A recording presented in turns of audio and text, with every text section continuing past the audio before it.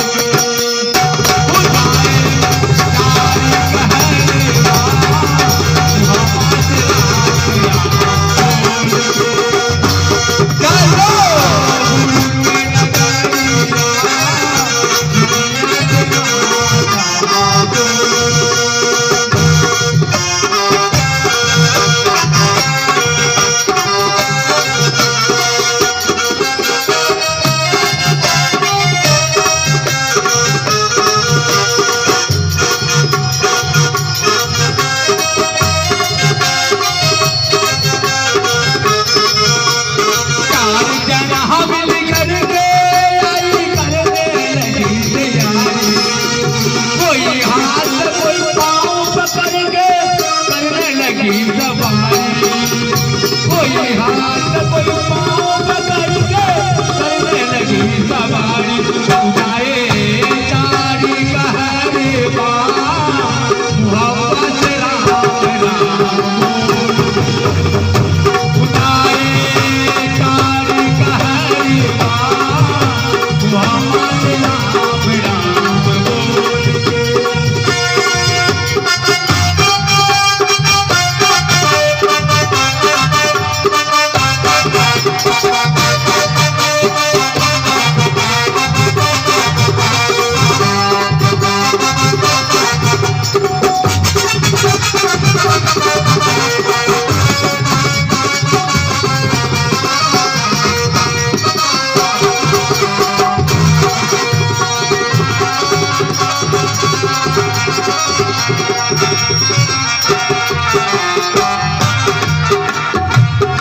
कबीर समझ मन मूरख यह पद है निर्वाणे कहत कबीर समझ मन मूरख यह पद है निर्वाणे जो यह पद के अर्थ लगावे उनके मूल ठिकाने जो यह पद के अर्थ लगावे उनके मूल ठिकाने कहे बातें